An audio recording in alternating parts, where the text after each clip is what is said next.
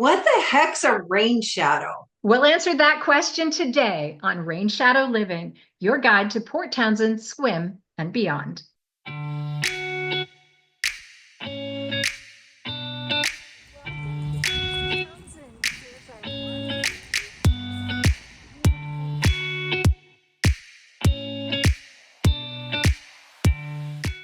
Hi, I'm Trish Cole, and I'm coming at you from Sequim, Washington. And I'm Ginny Erickson from Port Townsend, Washington. And we want to welcome you to Rain Shadow Living, your guide to Port Townsend, Sequim, and beyond. We're super excited about our guest today. He's going to answer our question of the day, and I can't think of anybody better to answer that question. The question is, what the heck is a rain shadow? And our guest is the Senior Meteorologist for King TV, Rich Marriott. Now, if you are from Puget Sound, he needs no introduction. If you're from out of the area, you should know he is the Senior Meteorologist at King TV, been there for 31 years, avid outdoor enthusiast, and knows far more about weather in the Pacific Northwest than anyone else. His name is Rich Marriott. Rich, welcome to the podcast. Thank you. I appreciate it. I don't know if I know more than anybody else, but I might have seen more than anybody else. I'm about to come up actually in December of this year, though I can't remember what the exact date is. It'll be my 50th anniversary of forecasting weather for Western Washington. Oh, that's terrific. I started out as a mountain weather and avalanche forecaster. My graduate work at the University of Washington turned into the Northwest Avalanche Center. And so so I started forecasting back in December of 1975, which is pretty remarkable. And I was really bad. A bad skier or a bad forecaster? I wasn't the best skier, actually. Fortunately, my buddy in starting it was a really patient guy, but forecasting is an art form that you learn over time. A lot of it is just, it's like looking at art and figuring out what it's doing. It's kind of works like that. And it uses different parts of your brain. And yeah, first, and also 50 years ago, our computer models, there's no comparison. I mean, it's day and night. It's stone tablets now to computers. It's that much different what we have to work with these days. And with the information we can get out about the weather, that including things like the rain shadow, that we could never see in our models before, but it pops up in our models and we can actually see it because our resolution is so good anymore. That's amazing. So, inquiring minds want to know, what is the rain shadow? Well, if actually you think rain shadow, your first thought is, well, okay, that must be where all the rain falls, right? Yeah. It's exactly, you're in the shadow of the Olympic Mountains, which in terms of rainfall, it means there's less rain in a rain shadow than there is if you're not in the rain shadow. And it's pretty straightforward. First of all, when you move, you're sitting here on the Pacific, you have these very moist storms that come into the coast. The prevailing wind direction coming into the coast for most of our major storms comes out of the southwest, okay? And so it hits the southwest slopes of the Olympics.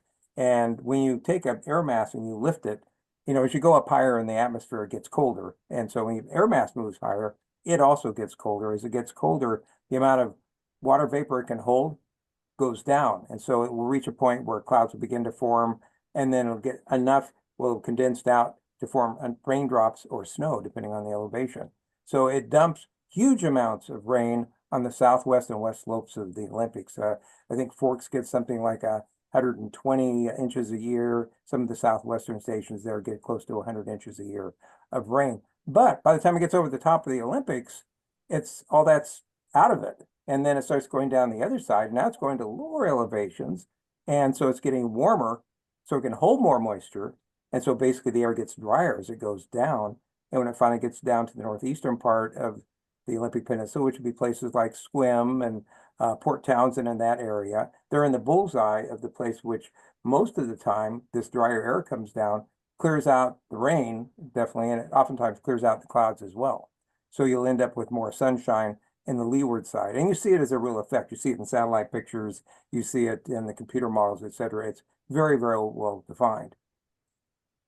So Sequim and Port Townsend are both in a kind of a rain shadow area that doesn't get as much rain. For Western Washington, it's the least amount of rain area. Is that kind of what you're saying? It is. And Okay. it's really interesting because if you look if you look southwest of, Port Townsend, Sequim, east Port Angeles, if you look to the southwest, you'll see the Olympic Mountains, and Mount Olympus is out there, the highest peak in the Olympics.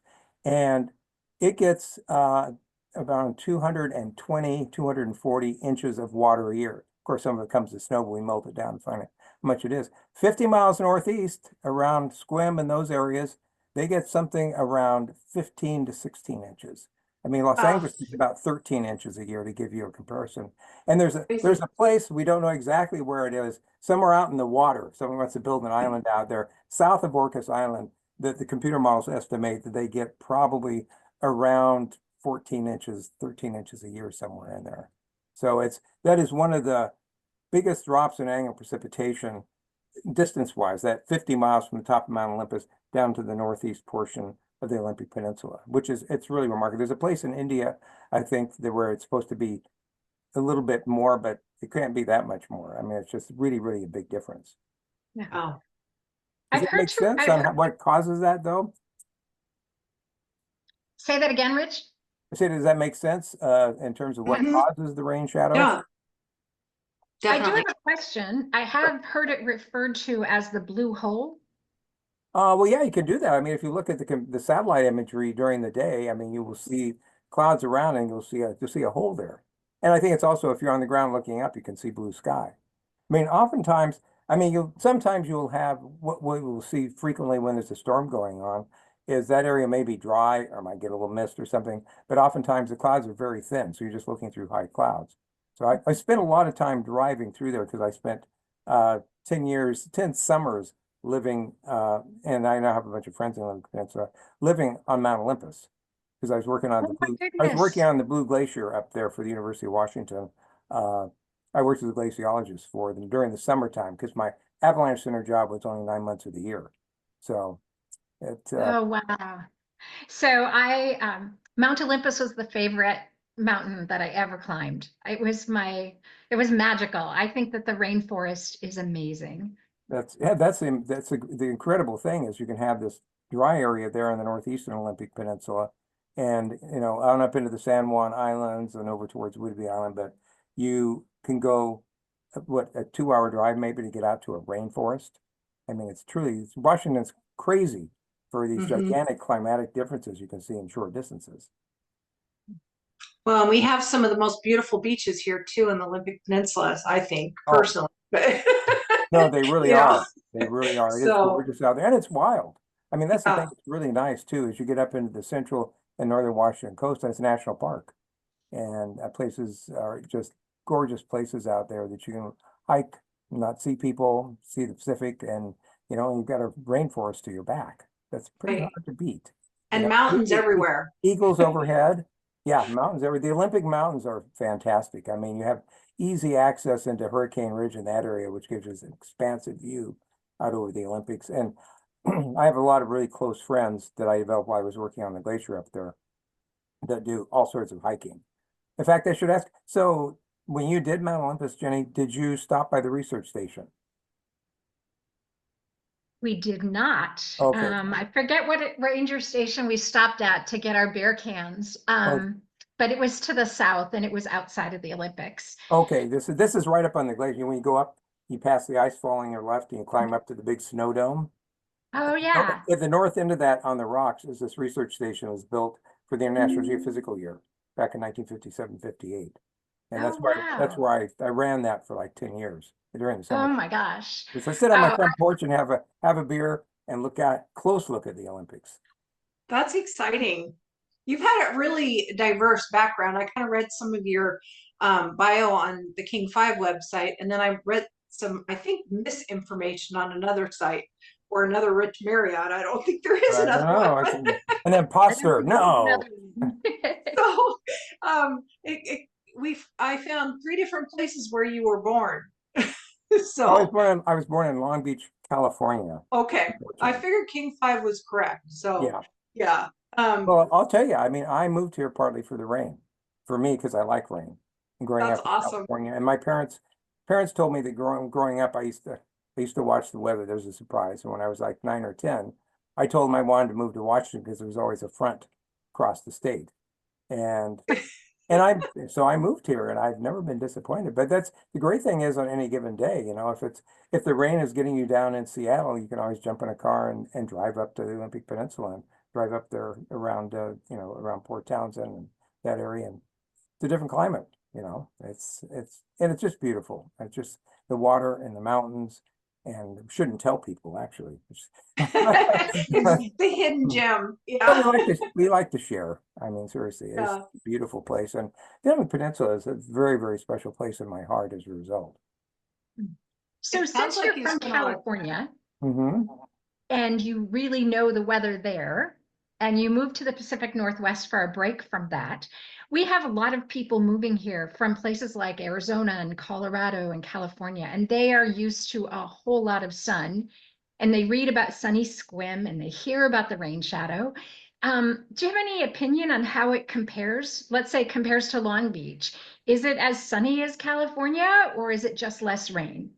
I would say if you go to the coastal areas of Southern California, okay, in terms of sunniness, I don't have the exact numbers. No, we don't normally meteorologists don't keep track of the amount of sunshine, or they do it in a really, you know, like if they see 10% of the day is you know, the sun's out, it's partly sunny. But anecdotally, okay, if you live near the coast in California, you get a lot of summertime cloudiness that won't burn off. In fact, a friend of mine who lived in Pebble Beach actually bought a house and moved inland 25 miles because the summers were so cold and gray that the sun never came out during the summertime. You know, whereas that's the secret gem of the Pacific Northwest is the fact that, you know, we talk about the rain and everything. Once we get to June, some people say it's after the 4th of July, that we get into that stretch of weather of like 2.5, 3 months where this is paradise. Doesn't rain. We get less rain. Like Seattle gets less rain in the month of July than Phoenix does, just to give you an idea. So it turns dry, sunny, and perfect. And you know, being near the water, being near the strait where, you know, the Northern Olympic Peninsula is, that just moderates the climate. I mean, you know, normally, you know, on a sunny summer day, it's going to be 75. And you know, sometimes it does get hot, you know, but because you're so close to that water, that it cools it down at nighttime. You drop down into the, you know, upper 50s and low 60s. So it cools down at night. So it's just, for me anyway, I mean, I count the days till summer comes. I love winter. I worked in winter sports for a while, but I count the days until we get, first of all, spring in the Pacific Northwest is a flower show starting any minute now. I mean, I'm on crocus patrol in my neighborhood. But those will be out, Nice. and then there'll be the tulips, the daffodils, and then the tulips, and then all the rockeries will be blooming, and they're just flowers until, although actually there are some flowers that bloom here. My camellias this year have been going crazy. They've been all in bloom all winter long. So it's a remarkable spot for that. It's if you want heat, you can go to Eastern Washington. That's not far away. They get a lot of heat. But if you want heat, if you're talking like 80s and 90s and, you know, above that, you should want that. You know, this is not the place. Western Washington is not the place to come. And, you know, up there along the strait, you know, you're going to be seeing, you know, you'll top out around 80 on a warm day. But it's beautiful. It's warm, it's sunny, it's comfortable. You can sit outside in the sun and not sweat to death or worry about becoming dehydrated. I mean, there's a lot to recommend it. There's a lot of outdoor activities here too, and people take advantage of that. So whether hiking or biking, you know, extensive trail systems that are easily accessible. And I think a lot of people take advantage of that because of the weather, where it may not always be sunny, but it's comfortable quite often throughout the year. If you're going to go out mountain biking, you don't want to do it, at least I don't want to do it, when it's like 80, 85, 90 degrees. You know, honestly, I mean, if you're going to be out doing something really physically taxing, it's better off, you know, I think, in the upper 50s and 60s. And it's interesting how you kind of acclimatize to that. I mean, I wear shorts all year round and sandals basically all year round. I can't at work. They don't let me do it there. I've asked and they said, but a lot of Washingtonians do. I took it as a personal affront to my legs personally, but I think it's just a more comfortable environment that you can, you know, I wear a jacket in the winter. I don't want to set a bad example for my kids, but it's really, really livable climate to be in. And, if you're worried about, and people do who live in Puget Sound, they get too unplugged from the sunshine. They need more sunshine than you may find around Puget Sound area, because it does tend to, in the wintertime, it does get pretty cloudy, and it can stay cloudy here. But like today, the sun does come out, and you're within, you can either live in the place where there's more sun, or you can drive to the place where there's more sun, in a few hours, which is pretty remarkable. Right. My older son actually lives in Silverdale, so not too far from up where you guys are. Real close by. Yeah. Yeah. Well, I always tell people that when they want to move here, that coming from a place like Arizona, I always say, it still is the gloomy Pacific Northwest. And in December, it's going to be short days, gray skies. And so I do try to warn folks about that. No, and that's true. And that's the thing which will really get to people is, we only get 8 hours of sun, no matter what. If there's not a cloud in the sky, we have 8 hours of daylight, which for some folks is, that's just not quite enough of a dosage. But yeah, but I mean, that is a fact. It's true. And you have a couple of months like that. I like to think of that as being the cozy time of year. I mean, I reach a point, we get towards the end of September, which sometimes can get pretty warm here during the month of September. I'm ready to go inside, watch football, play board games, whatever, and feel comfortable being inside. So I think it gives so as a result, we do have seasonal changes, which growing up in Southern California, I didn't see snow for the first time till I was 13, and I didn't see it fall till I was 18. And then ended up working in it for 15 years. So Well, and then we get snow, but it doesn't stay forever either. So that's the good thing. It's, No. you get a little hint of it, and you feel like, oh, I had a winter wonderland, and then it's gone. So you're not dealing with it for months at a time. True, and I if you did, want it, you just drive to the mountains. Yeah. That's true. Yeah, it's right around the corner. Oh. So one of the things I did notice when I was looking at your background, and like I said, it's amazing all the things you've done. But one thing that I wasn't familiar with, and I thought that listeners might want to hear about, is forensic meteorology. Could Oh. you speak to that a little bit and what that is? It's basically being an expert witness about the weather. Oh, okay.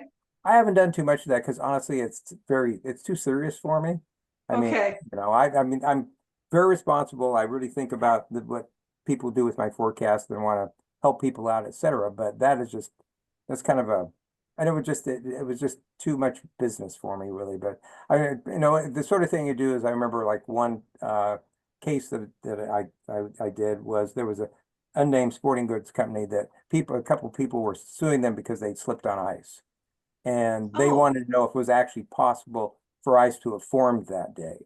So I went through and looked at all the observations and everything, and where they were in relation to that, and what the geography was around their topography, and whether or not ice could form. And Interesting. And the odds were very low, actually. So, but they settled that case, and I got paid, and I was happy. So it worked out. But That's I just interesting. kind of quit doing that because I've got so many other things to do to keep me out of trouble. Yeah, I thought maybe it tied in with the avalanches, but it's something Oh, well, entirely. actually, it could have. I mean, Oh, I it could could. have done Okay. that. Yeah, realistically, I could have. One of my best friend is one of the top, not necessarily forensic, but he's one of the top expert witnesses in the world for snow safety and risk management for ski areas. And so I get together with him on his huge yacht and listen to his stories about the pieces he's working on. Listening's fun, but I wouldn't want to be involved. So Rich, tell us your stories from your days as an avalanche forecaster. Oh, it was a great time. It really was. The research we did at the University of Washington was kind of unique. They really weren't, it was interesting. It was funded by the Washington Department of Transportation. And the reason was, and this was back in the mid 70s, they had just opened the interstate, I-90.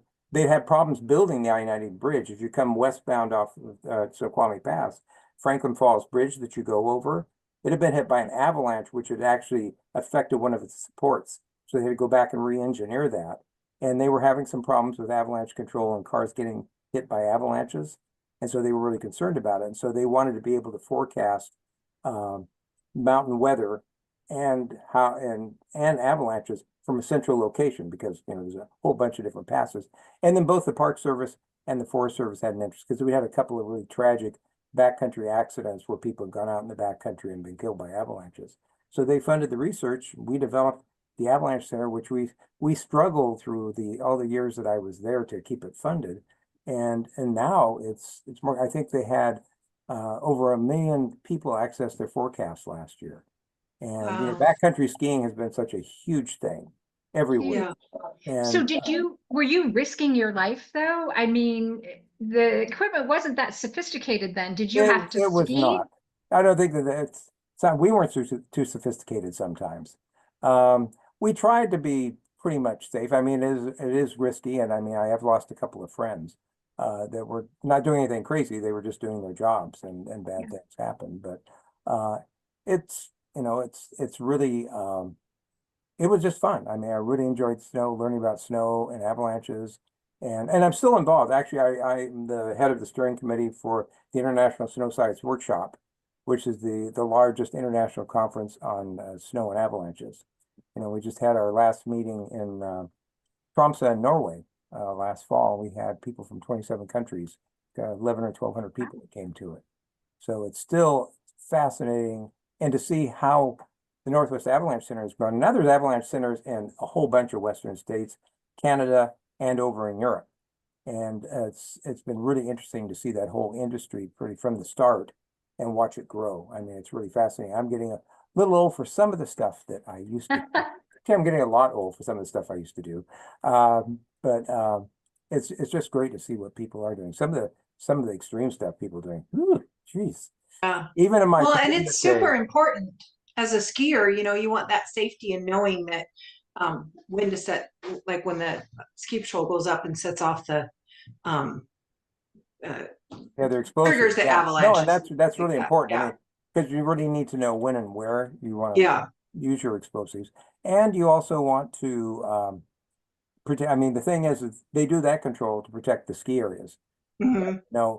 There's so many people who like to ski now that it gets crowded on a weekend, so you go out in the backcountry, and there's thousands of people who go out into the backcountry on a decent weekend. Yeah. At the solitude, it's your summer hiking in a lot of ways for the areas that are higher elevations that are snowed in. And it's beautiful to get out in the wintertime. Just have to be a little bit more careful. Yes.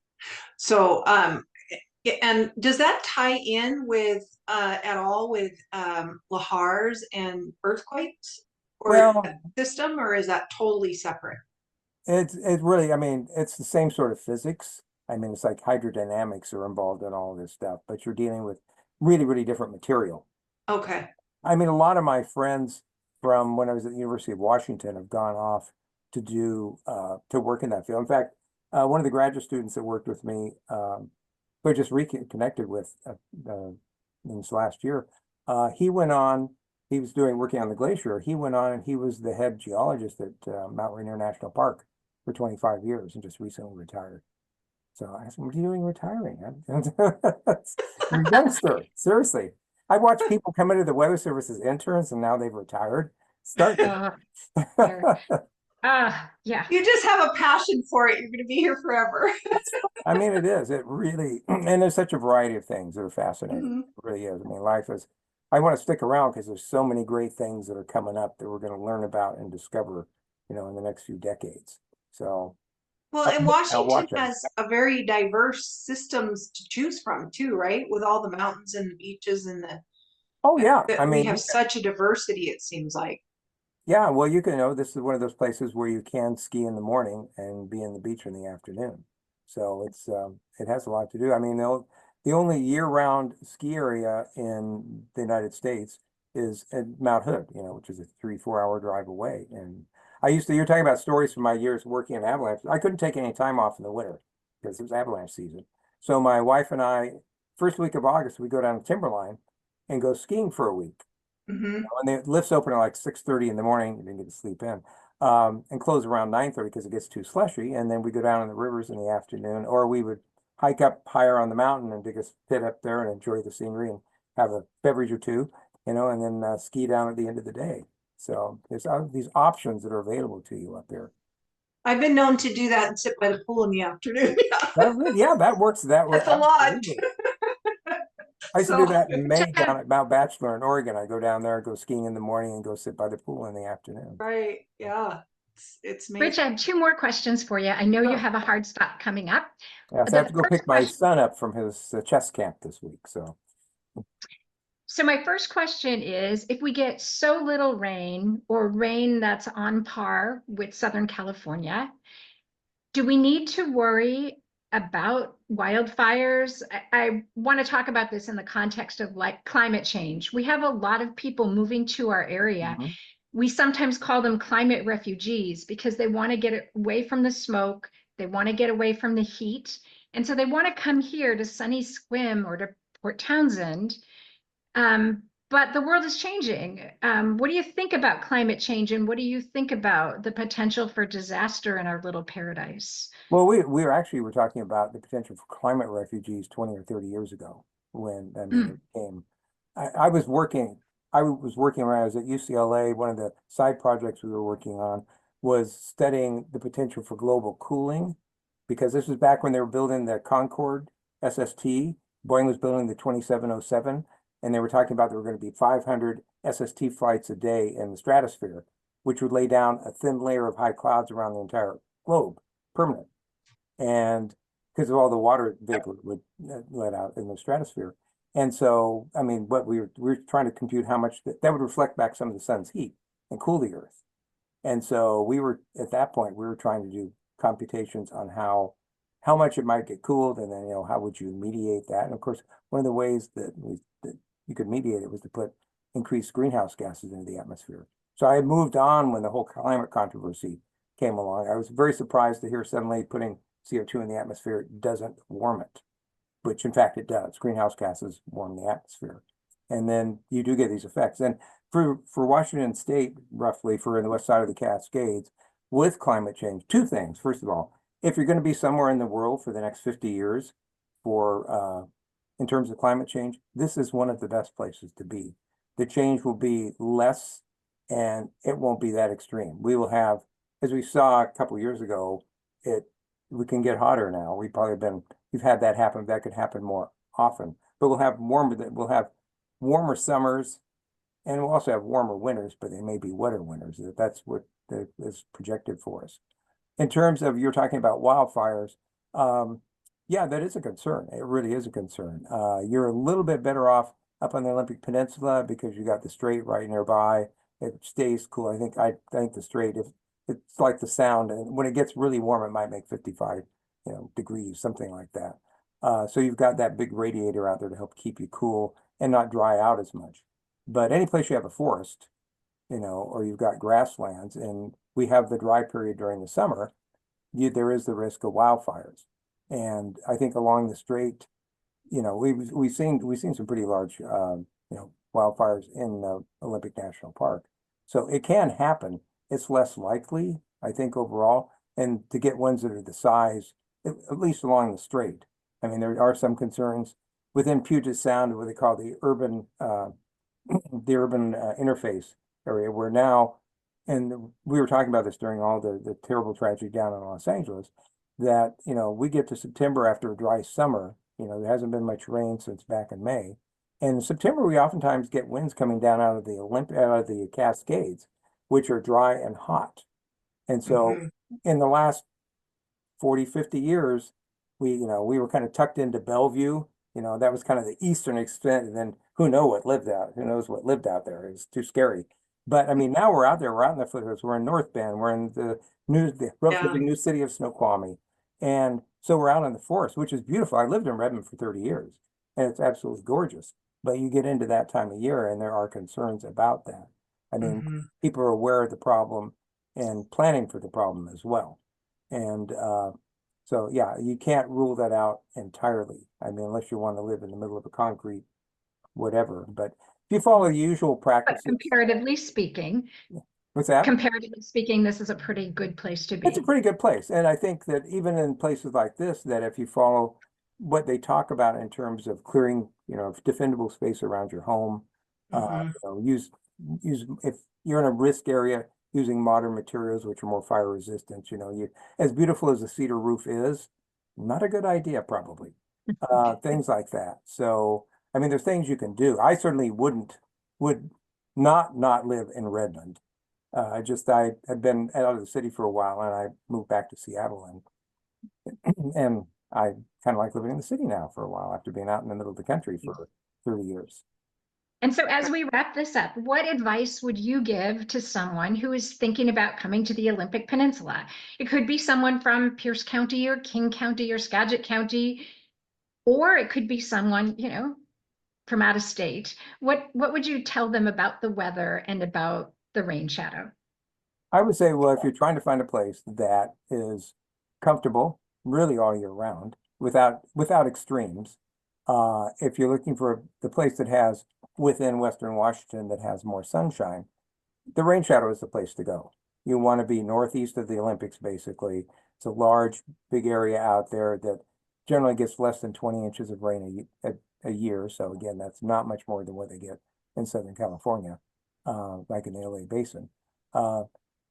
This is a place to come. But I'd say, come and visit, and don't just come in the middle of summer when everything is totally ideal. Come for a winter visit, if you're gonna, so that you know kind of what you're buying into or get a better feel for it. And it might work out for you. Okay. It really, really may. So, or you may decide it's just a wonderful place to vacation. So We love it here. Can't get me any out of last with dynamite. words, Rich? I don't know. It's so many beautiful places in the Pacific Northwest, so many adventures to be had. And, living here gives you more access to all of those as well. And it's a wonderful place to come visit, but I think it's a better place to live. But that's just me. And I like staying in tents, which my wife hates. So it's obviously a matter of taste. Thank you so much. Oh, This you're has welcome. been It's great talking to you guys. Yeah, we appreciate you joining us today. It's been great. Thank you for all that information that you provided, and it's fun chatting with you. Oh, well, thank you. I'm going to go. My afternoon job as an Uber driver for my son. So That's important. that definitely is. Well, I think we were really, both of us are really grateful to have Rich on today. He's got an enormous field of knowledge and the idea that we live in an area that has the least amount of rain and even compares to places like Arizona and California is pretty amazing. The Olympic Peninsula and the rain shadow is really the place to be. Yeah, and I love the fact that he said, even with climate change, even with all the unpredictability that's happening, the rain shadow is the place to be. So stay tuned for the next podcast where we're going to explore the parks and beaches of Port Townsend and Sequim, the Olympic Peninsula. Should be exciting. So be sure to tune in. And if you have a chance, subscribe. And we'll see you next time. Bye-bye.